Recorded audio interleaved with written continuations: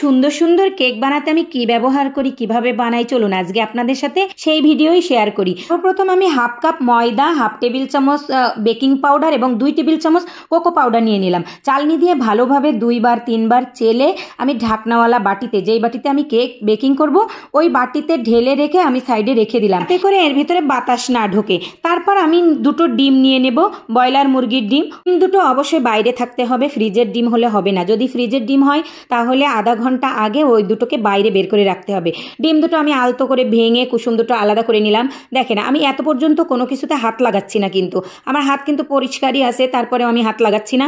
যাই হোক, এরপরে আমি ডিম দুটো ভেঙে কুসুম দুটো আলাদা করে আমি হাফ কাপ চিনি ব্লেন্ডারে ব্লেন্ড করে নিয়েছি, ভালোভাবে গুঁড়ো করে নিয়ে এরপরে আমি ওই যে ডিমের সাদা অংশটা আমি বিটার মেশিন দিয়ে বিট করব, পাশাপাশি ওই গুঁড়ো চিনিটা ওর ভিতরে অল্প অল্প করে দেবো, অল্প অল্প করে দেবো আর বিট করব। বিট করতে করতে যখন আমার চিনি শেষ হয়ে যাবে কিন্তু ডিমের ম্যারাংটা এই থিকনেসে আসবে, এইরকম ফোমি থাকবে। এর ভিতরে আমি একটা করে কুসুম দেবো, আবার একটু বিট করব, আবার একটা কুসুম দেবো, আবার একটু বিট করব। এইভাবে ডিমের কুসুম দুটো দিয়ে আরও কিছু সময় বিট করার পরে এই ফোমটা যখন এই ফ্লাফি হয়ে যাবে তারপরে 3 টেবিল চামচ সয়াবিন তেল দেবো। সয়াবিন তেল আমি 3 টেবিল চামচ দিলাম। তারপরে দিলাম হাফ টেবিল চামচ চকলেট ইমালশন। দুটোকে একসাথে দিয়ে আমি ভালোভাবে আরেক কিছু সময় বিট করে নেব।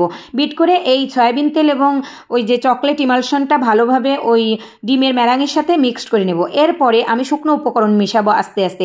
এখনো পর্যন্ত কিন্তু কোনো কিছুতে আমি এখনো হাত লাগাইনি। আর বেকারির কেক যদি হইতো তাহলে কিভাবে বানাইতো আপনারা নিশ্চয়ই কিছু না কিছু আইডিয়া জানেন।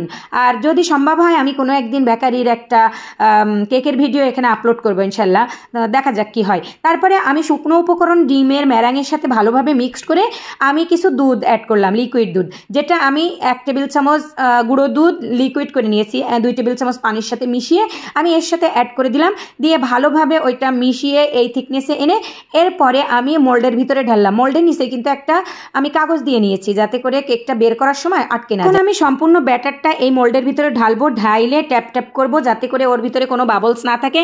তারপরে আমি 160 ডিগ্রি তাপমাত্রায় 45 মিনিট বেক করব।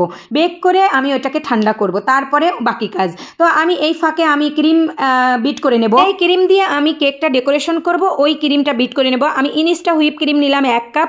এরপরে আমি বিটার মেশিন দিয়ে ভালোভাবে বিট করব। বিট করতে করতে এই ক্রিমটা যে সময় এরকম ফ্লাফি হয়ে যাবে তখন একে আমি 20 মিনিটের জন্য ফ্রিজে রেখে দেবো। এর ফাঁকে আমার কেকটা কিন্তু হয়ে গেছে।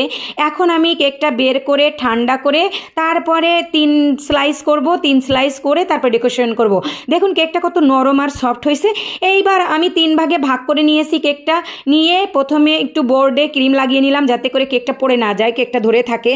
তো একটা স্লাইস আমি ক্রিমের উপর রাখলাম, রাখার পরে সুগার সিরাপ দিয়ে নিলাম। আমি সুগার সিরাপ 2 টেবিল চামচ চিনি হাফ কাপ পানির সাথে মিশিয়ে সুগার সিরাপ তৈরি করে নিছি, সেইটা আমি কেকের ভিতরে দিলাম। এরপরে ক্রিম দিলাম, দিয়ে সুন্দর করে সমান করে লেয়ার করে নিলাম। এরপরে আবার একটা কেক দিলাম, কেকের পরে আবার সুগার সিরাপ দেবো। এইভাবে আমি 3টে লেয়ার ধাপে দিয়ে আমি কমপ্লিট করে নেব। তারপরে ফাইনাল ডেকোরেশনটা করব। উপরের লেয়ারেও কিন্তু আমি এই সেম ভাবে সুগার সিরাপ দিয়ে নেব।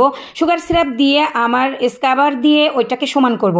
সুন্দরভাবে স্কাবার দিয়ে চারিপাশের ক্রিমটা সমান করে নিয়ে কেকের ভেতরে কিছু ক্রিম নিয়ে আমি চারিপাশ দিয়ে ঘুরিয়ে ঘুরিয়ে আমি ক্রিমটা কেকে লাগিয়ে নিলাম।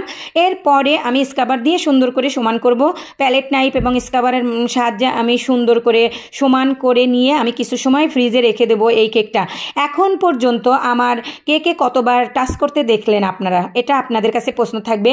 যারা যারা ফুল ভিডিও দেখবেন অবশ্যই কমেন্ট বক্সে লিখে যাবেন যে আমি শুরু থেকে এই পর্যন্ত কেকে কতবার টাচ করলাম। হোমমেড কেক কেন খাবেন আপনি? কারণ হোমমেড কেক অর্ডার নেওয়ার পরে তৈরি করা হয়, অল্প স্বল্প হাতের টাচ করে তারপরে কেকটা রেডি করা হয়। আমি বলবো না যে হাত দিয়ে ধরা হয় না, কিন্তু ধরা হয়। পরিষ্কার পরিচ্ছন্ন হাত দিয়ে সুন্দরভাবে ধরে তারপরে কাজ করা হয়। আর বেকারি তো পরিষ্কার পরিচ্ছন্নতার কোনো নামগন্ধই থাকে না।